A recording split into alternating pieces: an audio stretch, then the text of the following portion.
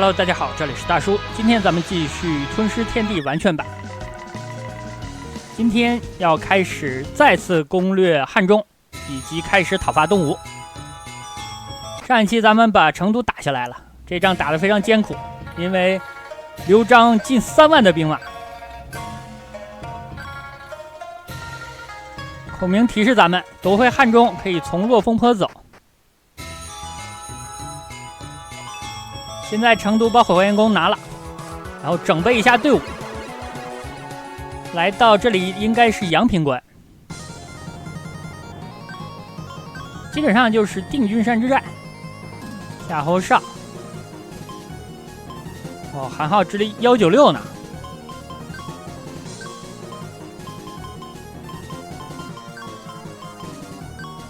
咱们用一下伏兵计。伏兵计有几个好处，第一呢，它可以物理的挡格敌人的攻击，然后进行反击。另外呢，如果它没有进行挡格的话，你的物理攻击的次数是+1的，就是说你原来砍人1下，你现在可以砍别人2下。看张飞这2下非常的狠。那如果你是用弓的或者连打箭、雌雄双股剑这种，原本是攻击2次的，你现在可以攻击3次。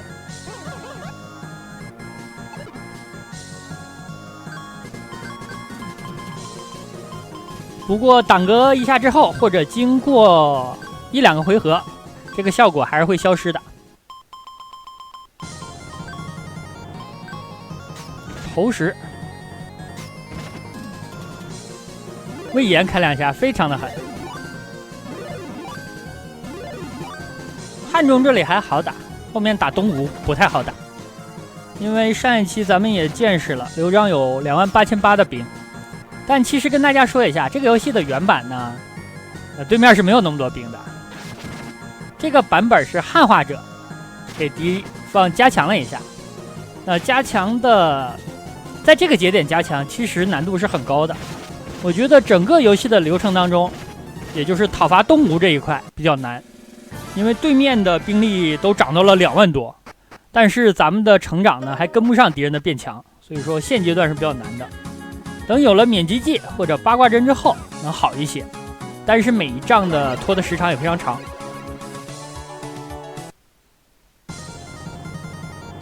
夏侯德有许攸，竟然许攸是历史上这个时候许攸的坟头草都几米高了吧？这已经到汉中阶段了。伏兵计，夏侯德烤断张南。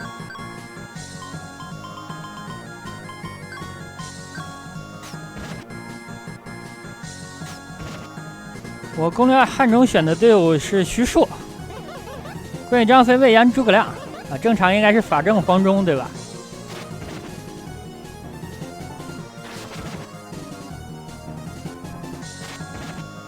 刘备这个时候是正式退出战斗序列了，雌雄双股剑的强势期也过了。一会儿最关键的一点是把汉中打下来之后呢，刘备会自称汉中王，然后咱们需要兵分3路，一路需要打东吴，一路要讨伐孟获，还有一路要镇守汉中。那这3路里边难度最高的就是打东吴，而且呢它是先进行的，因为孟获那边对面基本上没什么智将，你队伍里有2个军师你就会很舒服。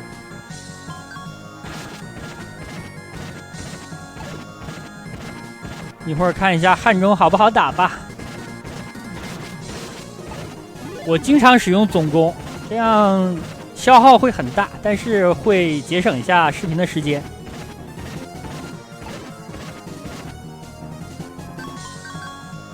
多疼，看一下多疼。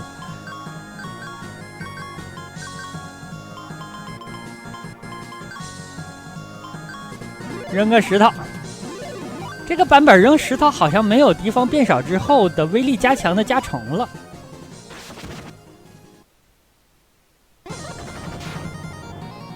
剩3个人，每个砸1000左右。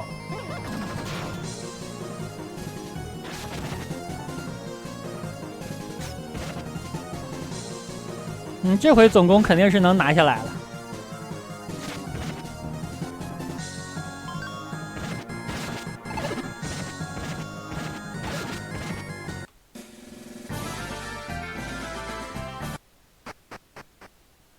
睡一觉，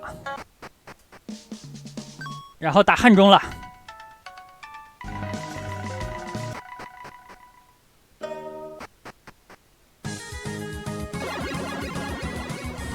夏侯渊坐镇，夏侯渊12500，杜袭曹洪，哇，这数值不错呀！曹洪191、175，杨修226的智力。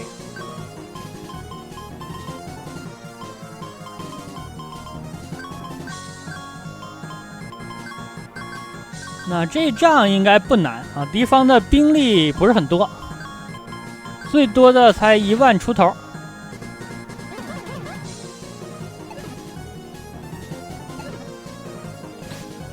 这怎么总手滑呀？他们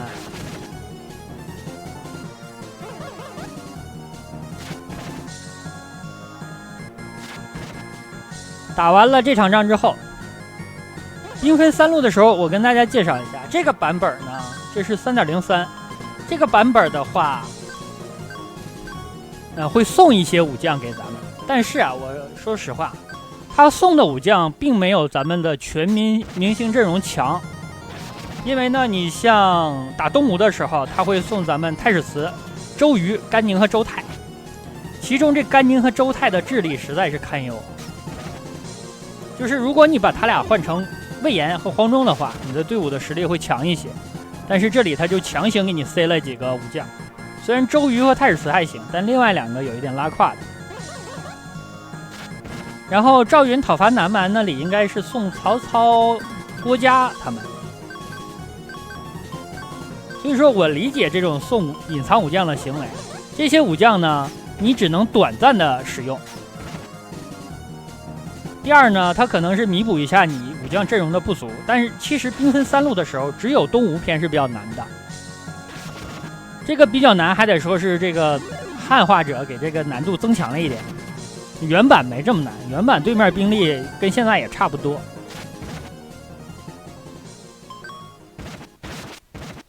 所以咱们分配武将的时候就要注意了。荆州篇的话，只有一个关羽是固定的，只有一个关羽固定，你最好是给他配2个法师，配2个军师。这2个军师呢，最好还是能比较早学会免击技或者是八卦阵的，因为后面打仗比较难。然后赵云、孔明那边就无所谓了，你再给他配1个人就行。睡一觉，这里会给咱们提示的，提示里会告诉你，关羽这边让你选2个武将，然后赵云那边让你选1个。行了，刘备继任汉中王。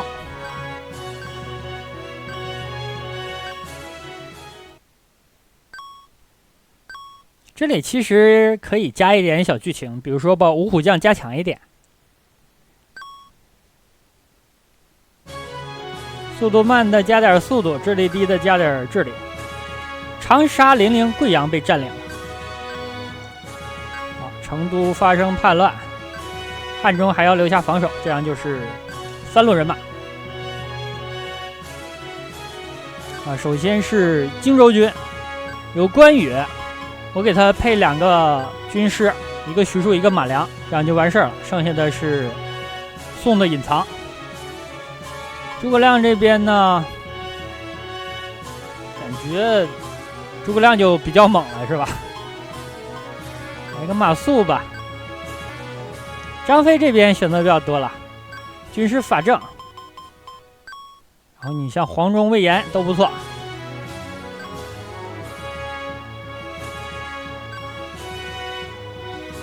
刘备和孔明回成都了，去准备打孟获了。好，咱们现在所在地是汉中，那去往荆州的话，需要从涪城来坐船。你看这里他给了周瑜，周瑜是不错的，205、245，太史慈也可以。这个甘宁你再往后周泰就更差了，你看速度123，所以周泰是不可能让他出场的。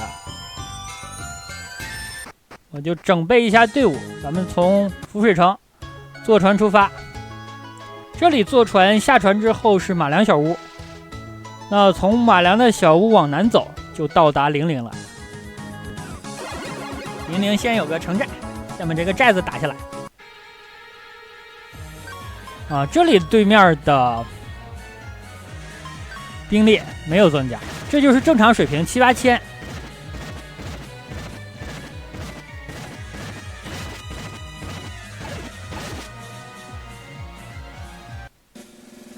他们向零陵撤退了。咱们先把京南4郡当中的被占领的3郡拿回来。看对面有21300的了，这个应该就是增加了1万兵马。我跟大家说，他增加这个有什么用处？他砍人超级疼。好，我用陷阱计控一下他，最好是能成功。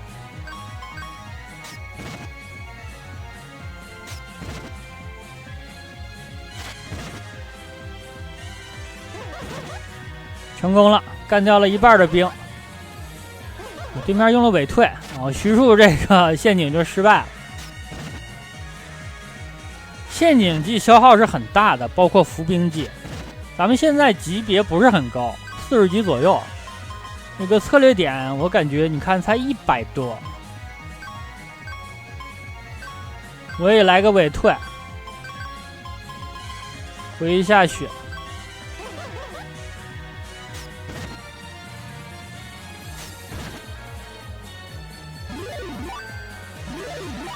然后基本上可以考虑总攻的事儿了。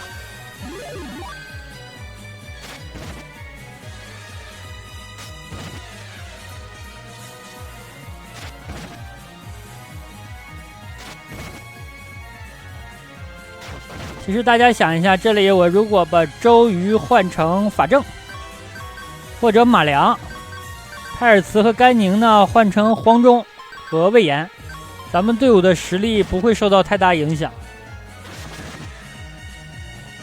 而且我感觉是会稍稍上升的，但是他们来的时候会带一些目前店头不卖的武器。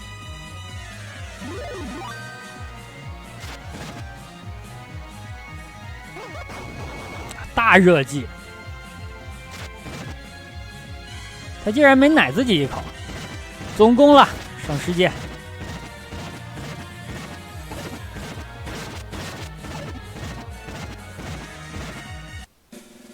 好，零陵拿回来了。零陵、贵阳、长沙的之前咱们已经打过一次了。贵阳在零陵的东侧，长沙在贵阳的北侧。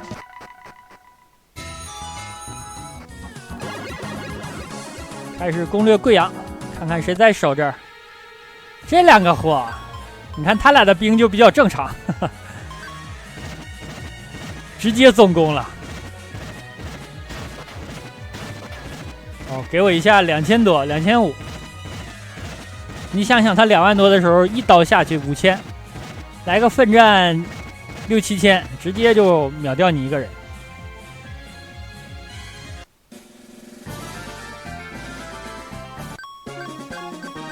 升级，会了叛离技，一会儿咱们可以试着用一下。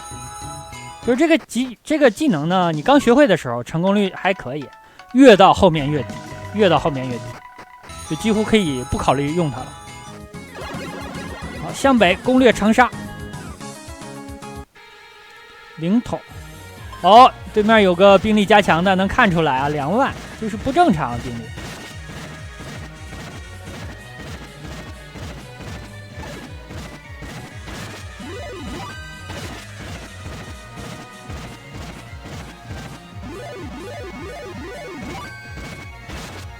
打下来长沙之后会发生事件，关羽会离队的。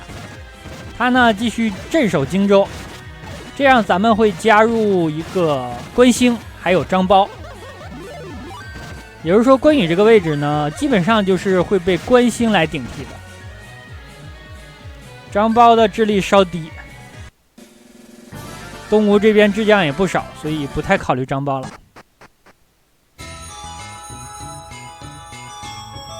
成都来了使者。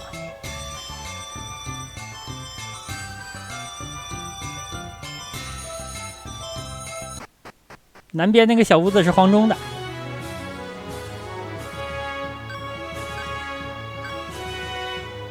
行了，关羽离队。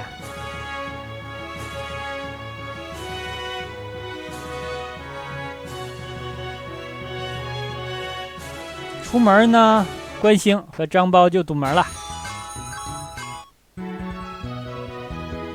然后咱们准备一下队伍，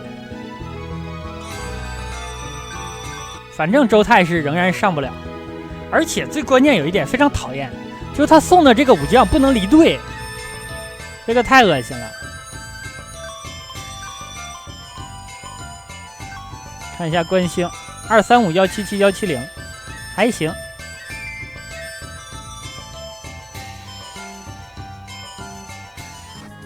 235相当于92左右吧。好，咱们向东吴那边前进。去东吴的话，咱们是从贵阳南边，这边有个山洞，咱们穿过山洞就到了。这个山洞呢，是红白机的原版，去马良那个地方的山洞。去马良家，你需要过一个山洞，就是那个山洞。那这个版本呢，下船就是马良的小屋了，他把山洞放到了这儿。咱们把宝箱都拿走，2-3分钟就可以拿完。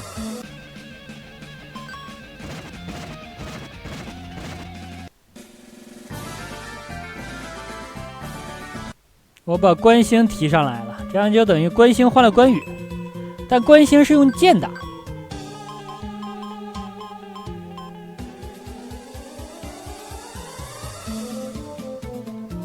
扫了一眼装备，新拿的没有用。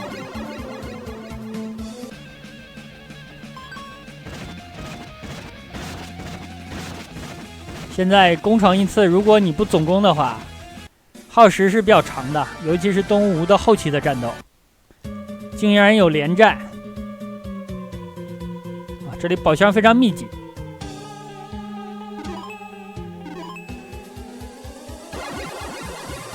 不捡就算丢。之前我给大家录制拿血书的时候，顺道的宝箱我拿了，但是路远的就没拿。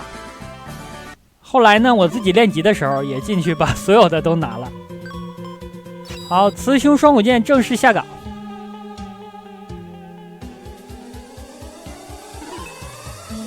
火神兜也都有了。那从这个洞出去的位置是哪呢？是柴桑的西南方。咱们出洞之后要向东北方走，就到柴桑了。当时呢，和孙权结盟，那个城，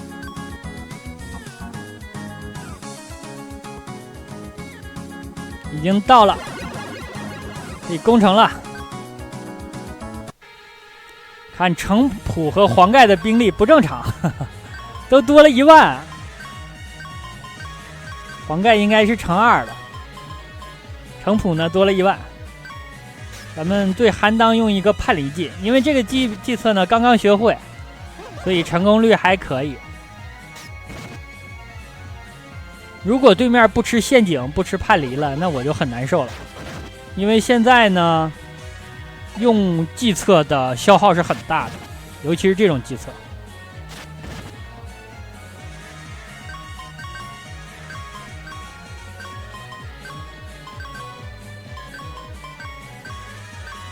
自己回血吧，叛离刚才失败了，再用一下。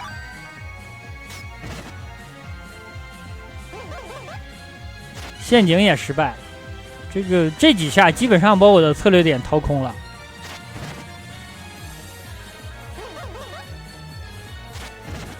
所以你如果想稳扎稳打，我是不太喜欢用这些计策的，这就是因为刚学会，所以说给大家演示一下吧。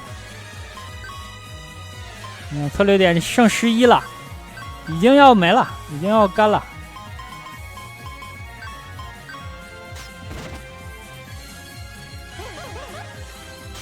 陷阱机又失败了，那周瑜用了3个陷阱机，成了1个。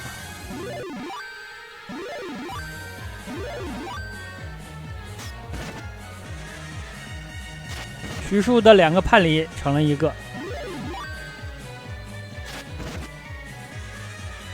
韩当开始砍自己人了。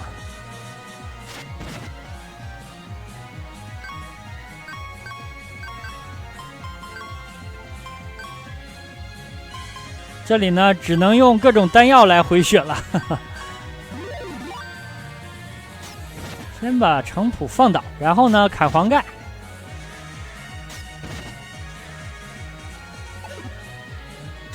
攻击失败，这一刀3000多，背水阵，这也太狠了，拼了就是。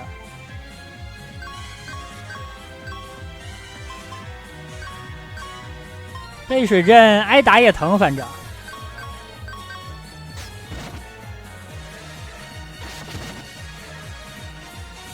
2000多，好，程普挂了。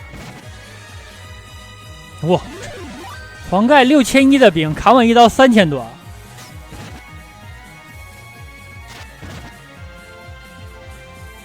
哇，韩当这下太狠了。好，他们的阵型散了，这样攻击下来了。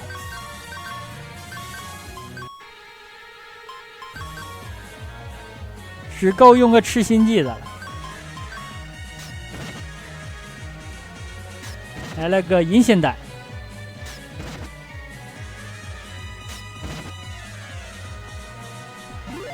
赢了总攻了。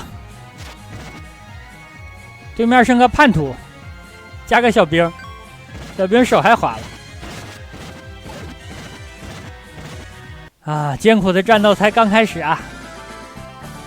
后面呢，咱们继续攻略东吴。那好吧，本期呢时间差不多，就先给大家录制到这儿了，感谢大家收看吧。下期咱们继续攻略孙权的势力，下期见。